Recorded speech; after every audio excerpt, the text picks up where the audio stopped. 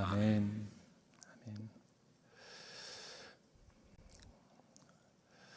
또 거룩한 주일 예배에 오셔서 함께 예배 드릴 수 있어서 얼마나 하나님 앞에 또 감사를 드리는지 모르겠습니다. 특별히 유튜브 채널로 같이 가정에서 또 자녀와 함께 예배를 드리고 있는 여러분들의 삶을 주님의 이름으로 축복합니다. 오늘은 뜻밖의 상황으로 내 삶이 낙심될 때라는 제목으로 귀한 하나님의 말씀을 나누기를 원합니다.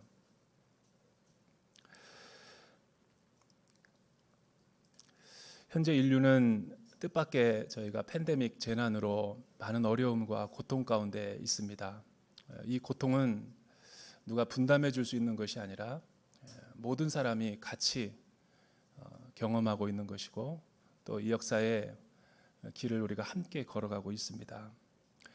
아놀드 토인비라고 하는 위대한 역사학자는 인류의 역사를 연구한 뒤에 그가 쓴 책에서 자꾸 동어 반복적으로 기록하고 있는 마치 굉장히 강조하고 싶은 그런 역사의 원동력을 청어와 물맥이라고 표현하고 있습니다. 청어가 이 세상에 살아가고 있는 사람이라면 물맥이는 청어의 천적이죠. 보이지 않는 손길이 반드시 그 물맥이를 필요한 때마다 넣어서 천적이긴 해도 그것을 잡아먹히지 않기 위해서 또 이 위기를 극복하기 위해서 그 도전과 응전을 해온 역사라고 해도 과언이 아니다라고 그렇게 강조하고 있는 것입니다.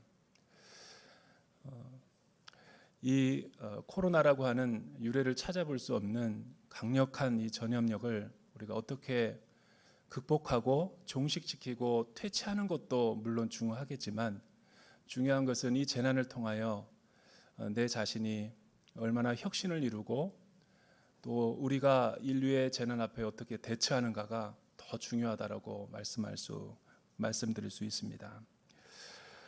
하지만 우리는 연약한 인간인지라 이 역사의 위기를 지나가면서 또 적지 않은 혼란과 또 어수선함 또 한 세대를 또 잘 사셨던 우리 어르신들은 누구보다도 이 코로나19로 인해서 많은 갈등과 또 심리적인 불안과 또 충격에 있을 거라고 생각합니다. 젊은 사람도 예외는 아니죠. 트라우마가 얼마나 우리를 흔들리게 만들고 또 삶의 소망을 잃어버리게 만드는지 우리 언론들의 보도를 통해서 우리가 전 세계에서 들을 수 있습니다. 어떤 지체는 코로나가 발생하기 바로 전에 사업을 그동안 모아놨던 돈을 가지고 시작을 했는데 이 코로나 앞에 모든 것이 무너져 내리는 그런 거를 호소하는 우리 지체도 있었습니다. 또 어떤 분들은 지금 이 사업의 가장 큰 성수기인데 벚꽃 필 무렵에 사람이 아무것도 없는 것을 착잡한 심정으로 보는 것 자체가 더 괴로운 고통이었습니다 라고 말하는 지체도 보았습니다. 또 어떤 목사님은 교회를 작년 여름에 개척을 했는데 응답을 받고 개척을 했는데 이 코로나로 인해서 모일 수 없는 상황이 되니까 이 밀린 월세를 납부하느라고 굉장히 큰 고통을 당하고 있습니다. 또 어떤 지체들은 서로 약혼을 하고 꽃피는 봄이 오면 아름다운 웨딩 마치를 올리기로 했는데 갑자기 이런 상황이 되니까 결혼식도 미루고 어찌할 바를 모르는 안타까운 상황을 우리는 이곳저곳에서 들을 수가 있습니다. 그래서 요즘에 유행하는 단어는 코로나 블루라고 하죠. 블루는 우울증이고 또 심리적인 패배주의, 또 낙심, 절망 이런 것들로 우리 사회가 점점 힘들어가고 있다라고 표현을 하고 있습니다.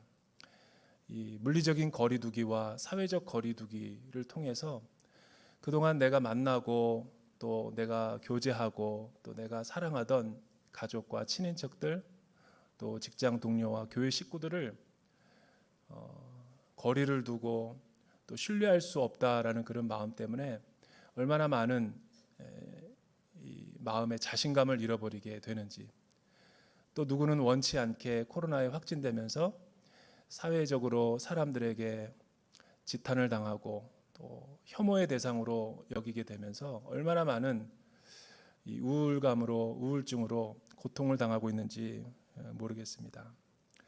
그러나 이 코로나 블루는 가장 큰 어려움과 고통은 매일마다 들려오는 이 뉴스를 통해서 전 세계에서 이렇게 많은 사람들이 죽어가고 있다라는 것이 우리의 동시대와 내 눈앞에서 보이고 있고, 또 이런 것들이 매일 확진자 수를 카운팅하면서 내 안에 드는 이 심리적인 포비아는 이것이 죽음이라는 것이 먼데 있지 않구나, 또 누군가도 우리 가족 중에도 얼마든지 확진자가 될 수 있다라는 이 공포와 이 불안으로 인한 외상이죠. 트라우마.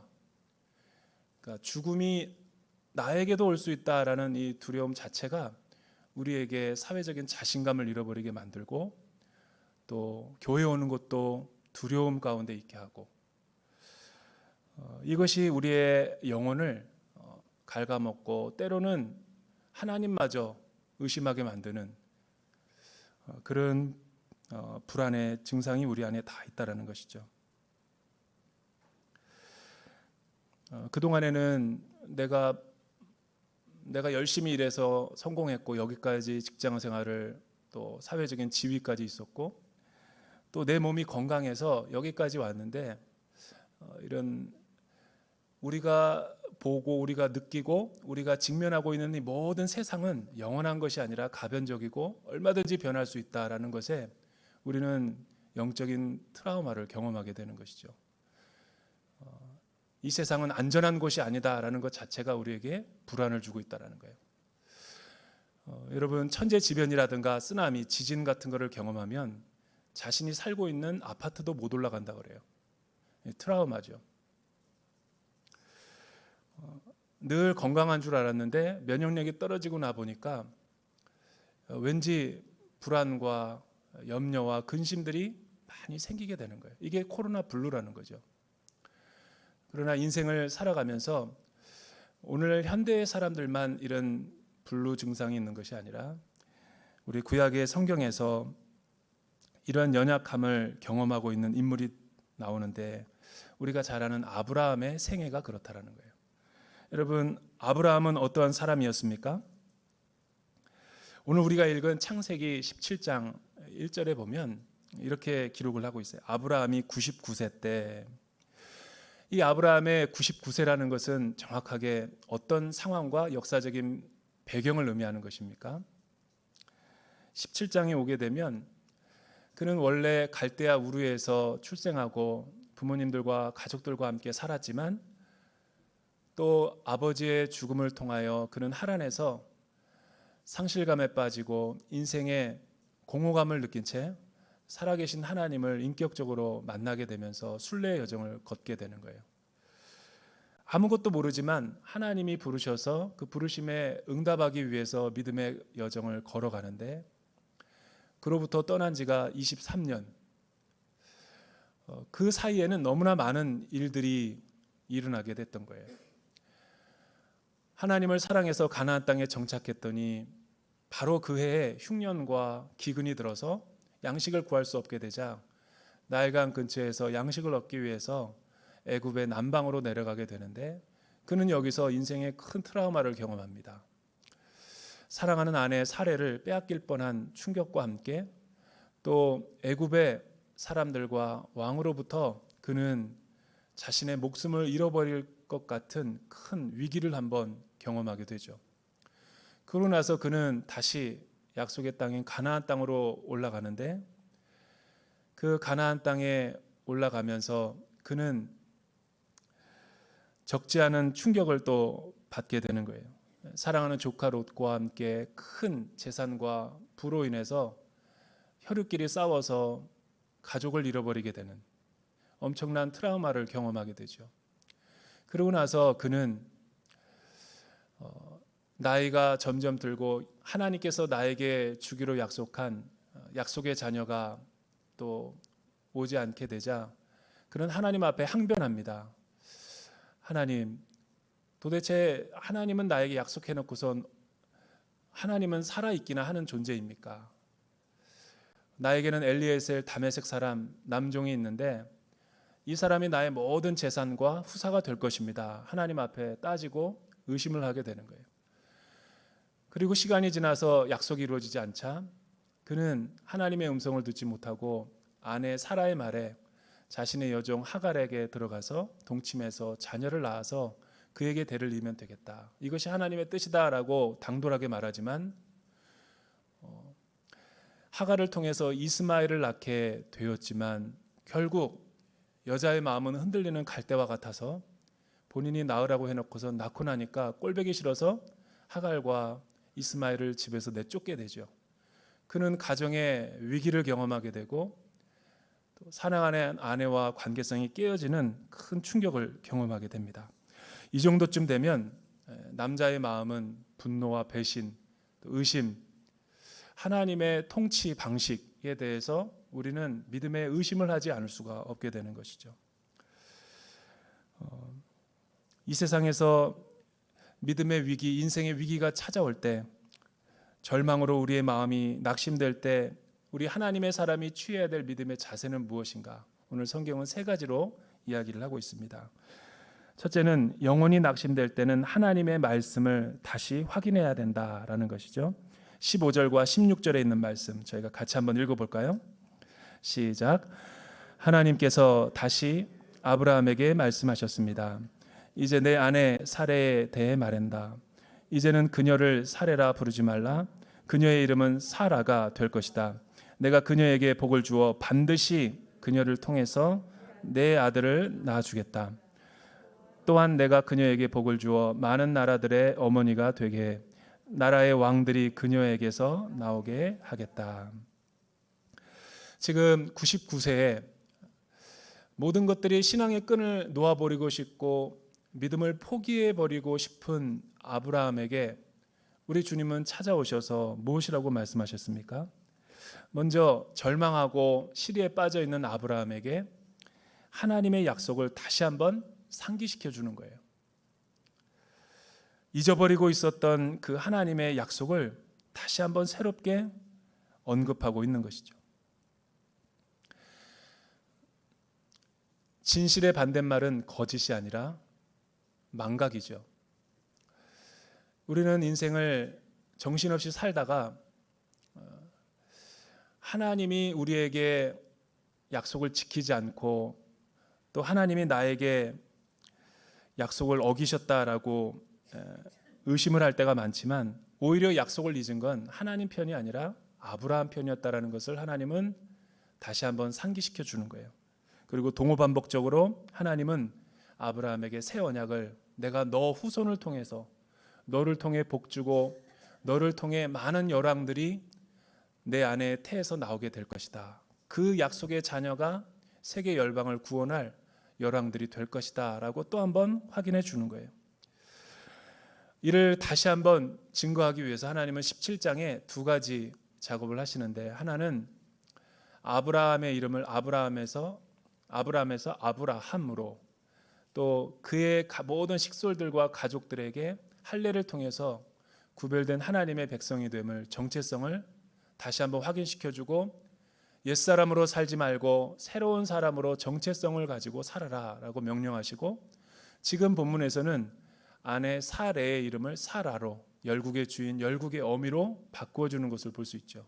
여러분 이름을 개명하고 또 칭호를 바꿔준다는 것은 새 사람과 또 새로운 삶을 살아가게 될 것을 성경은 예언하고 있는 것이죠.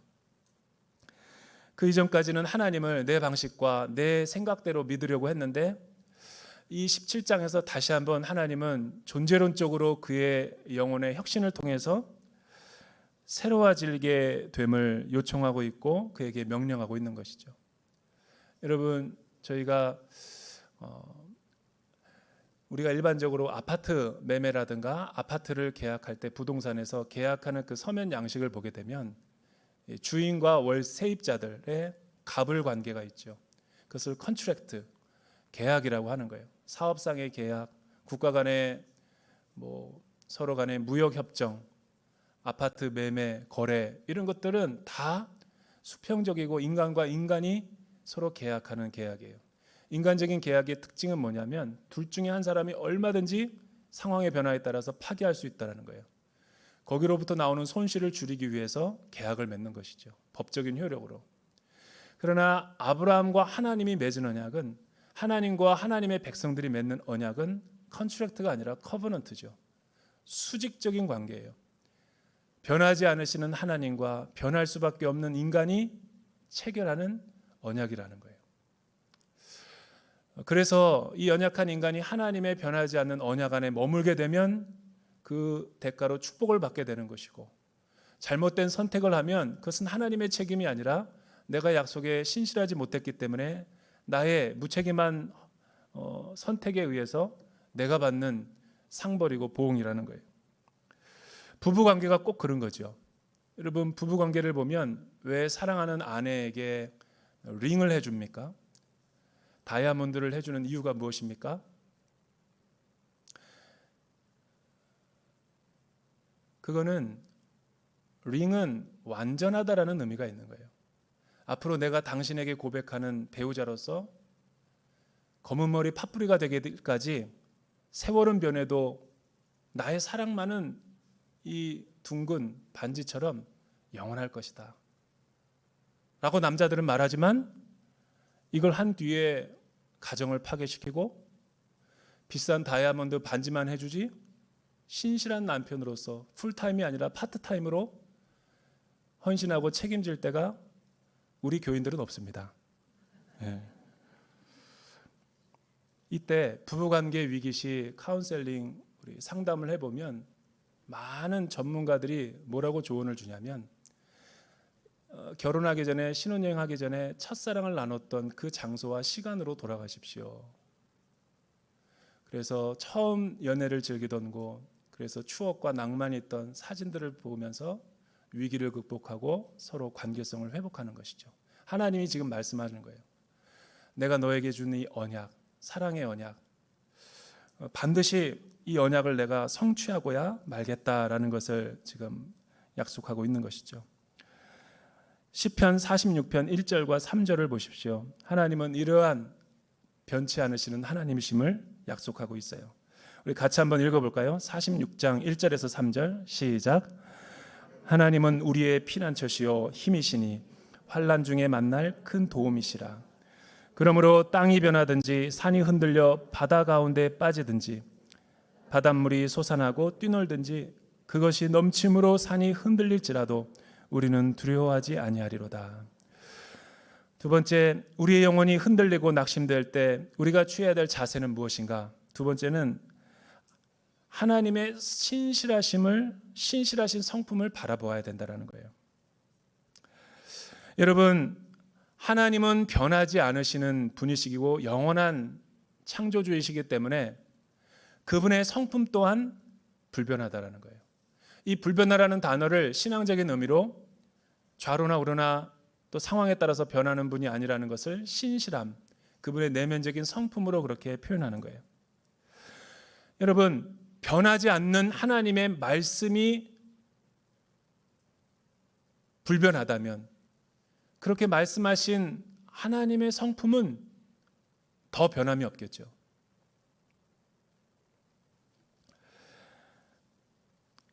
하나님의 신실하심이 저와 여러분의 신앙에 왜 그렇게 중요하고 본질이 됩니까?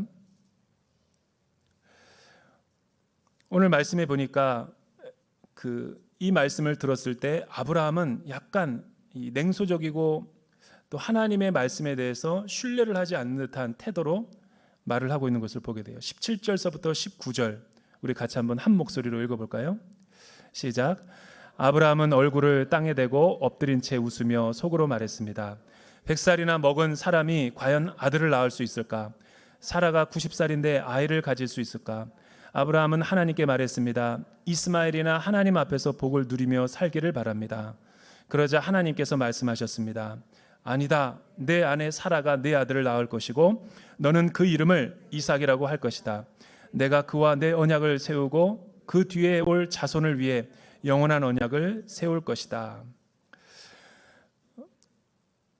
아브라함은 지금 나이가 99세인데 아무리 하나님께서 약속을 다시 한번 들려줘도 그 서운한 마음, 하나님께 상처받은 트라우마의 마음을 신뢰를 회복할 수 없는 단계에 이르렀던 거죠. 그래서 섭섭한 뉘앙스와 자조 섞인 어투로 이스마엘이나 복받게 하십시오라고 말하는 거예요. 어디서 많이 들어본 말투 아닙니까? 저와 여러분이 신앙생활할 때 하나님 앞에 늘 이스마엘이나 복받게 하십시오. 저는 됐습니다. 우리는 하나님의 성품을 의심할 때가 참 많아요. 하나님이 주시는 그 선물을 되게 좋아하면서도 그 선물을 주는 대상을 우리는 신뢰하지 않을 때가 참 많은 거죠. 하나님이 어느 날 내가 기도했더니 나에게 기도에 응답하셨어요. 기프트죠, 기프트. 선물이에요. 그런데 그 기도의 응답을 받고는 너무 좋아하는 성도님들은 제가 참 많이 봤어요. 심지어 저에게 밥을 사겠다는 분도 제가 봤어요. 그러나 더 중요한 것은 그 기도의 응답, 인생의 축복보다도 그 선물을 준 하나님이 누구인가, 기프트 기버가 누구인지를 바로 아는 것이야말로 우리 신앙생활에 매우 중요한 척도가 되죠. 우리 가운데 하나님의 신실한 성품을 의심하는 사람들이 어디 있겠어요? 하나님이 나에게 시계를 선물로 줬는데 의심하는 거예요.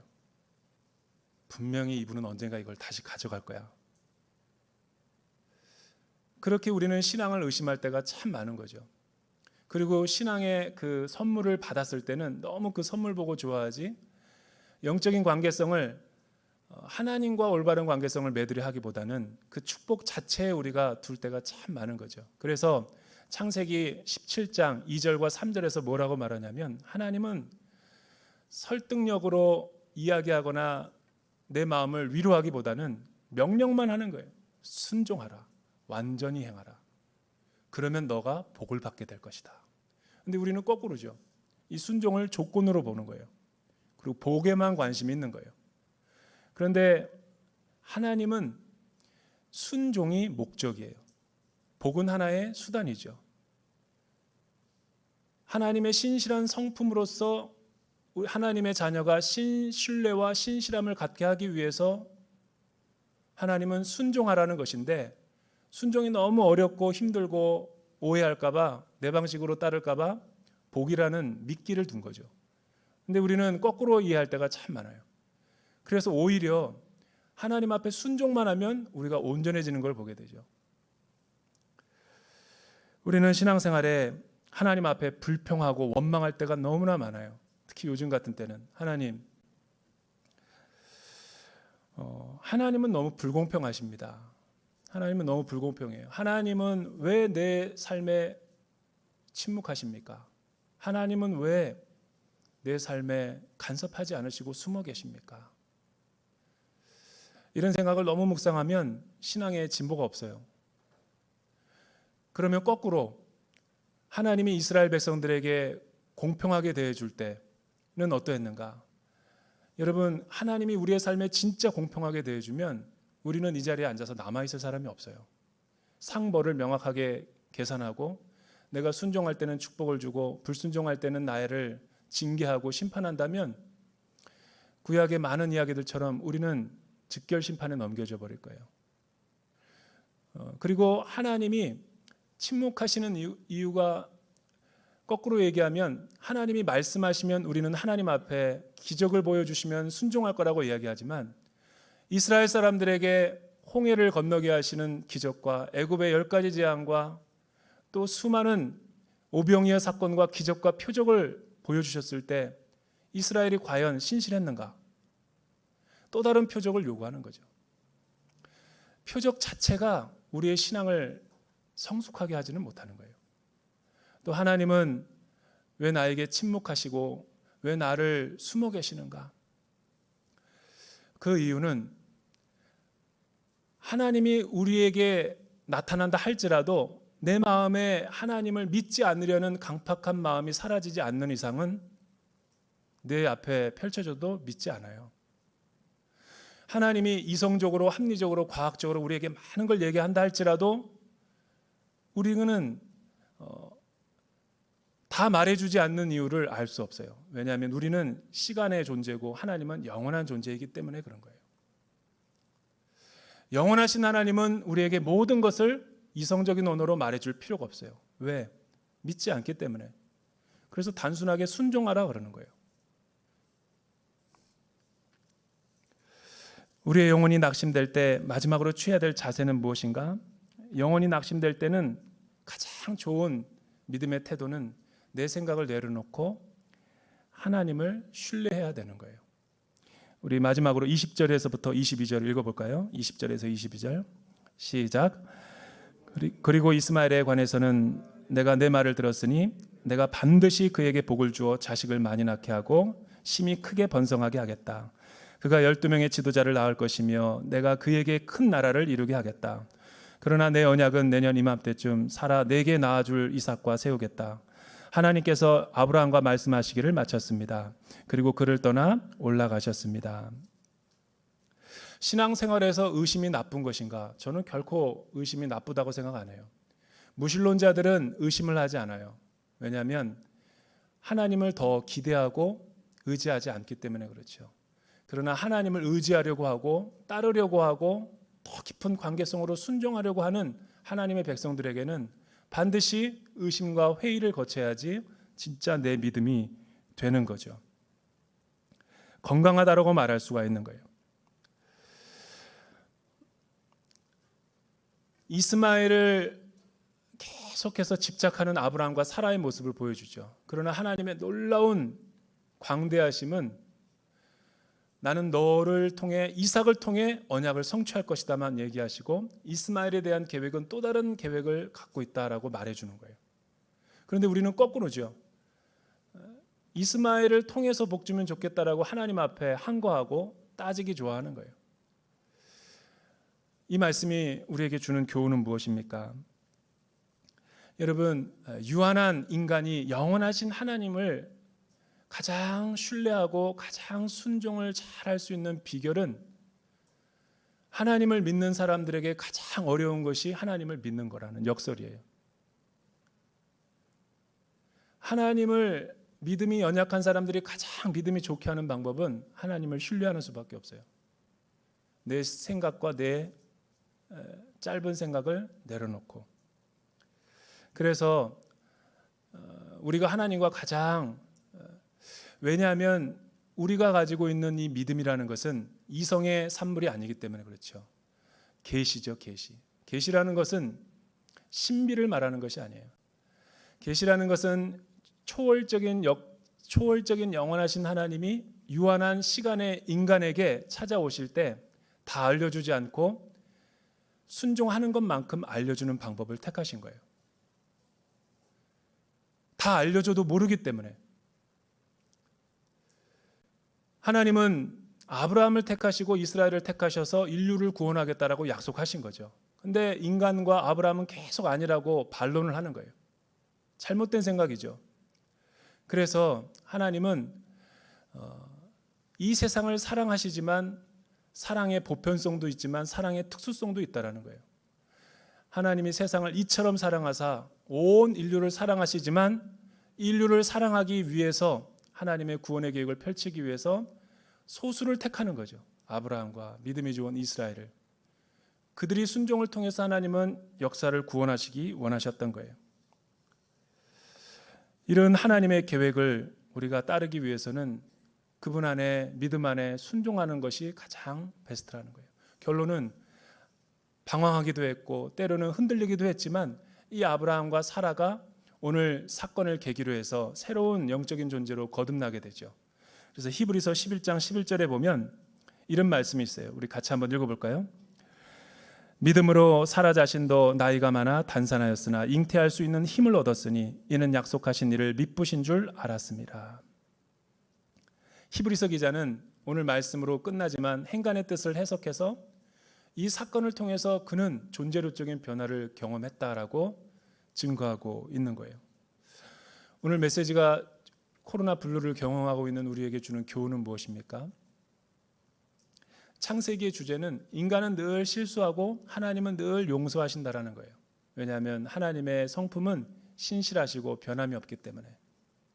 그러나 사람은 늘 변화무쌍하고 하나님을 잃어버릴 때가 많이 있는 거예요. 코로나 블루로 자신감을 많이 잃어버리고 있어요. 저도 걱정이에요. 가정의 달인데 어떤 분이 그러더라고요. 사회적 거리두기를, 자녀들과 거리두기를 좀 했으면 좋겠다고. 이 삼시세끼 매일 식모로 살아가는 게 너무 고통스럽고 힘들다고. 다 키우신 분들은 공감이 안 가겠지만 이 3개월 동안 자녀들을 데리고 밥해 먹이고 시장 보고 공부시키고, 아이를 공부시키다가 내가 온라인 공부에 빠져가지고 내가 숙제하고 있는 모습을 보면 한심한 거죠. 아이는 공부할 생각이 없는데 부모가 온라인 수업을 다 듣고 소화해야 되니까. 다 포기하고 싶고 내려놓고 싶고 또 접고 싶지만, 여러분 잘 생각해 보세요. 오늘 말씀을 하나님의 관점에서 보면 언제 여러분의 자녀와 함께 이 소중한 시간을 이렇게 보낼 수 있겠어요? 바쁠 때는 바쁘고 분주하다고 그래서 가정을 파트타임으로 하다가, 아무것도 하지 못하고 집에만 있으라니까 진짜 부모도 되지 못하는 나 자신이 더 한심한 거죠. 그래서 우리 성도님들이 힘들어하는 거예요. 그런데 더 중요한 것은 하나님이 다 아세요. 우리가 왜 이렇게 힘들고 고통스러운지를 안다라는 거예요. 그래서 내 힘으로 할 수 없고, 자녀 양육도, 가정도, 부모의 역할도, 직장 생활도, 내 건강도 영원한 천년만년 지속되는 것이 아니라 하나님이 은혜 주시고 지켜주셔야지 가능한 거구나 깨닫게 하기 위해서 이 거룩한 시간을 준 거예요. 이 시간을 소중히 여기십시오. 하나님 앞에 기도하세요. 기도하겠습니다. 매일 변하는 우리의 감정과 믿음을 주님, 우리는 너무나 의지할 수 없다라는 것을 잘 압니다. 세상은 요동치고 매일 변하여 흔들리는 내 영혼과 낙심되고 지칠 때가 있지만, 사랑하는 대전 온누리교회 성도님들, 변함없는 하나님 한 분만을 더 사랑하고 신뢰하는 백성들이 되게 하여 주시옵소서. 예수님의 이름으로 기도드립니다. 동영상을 보시고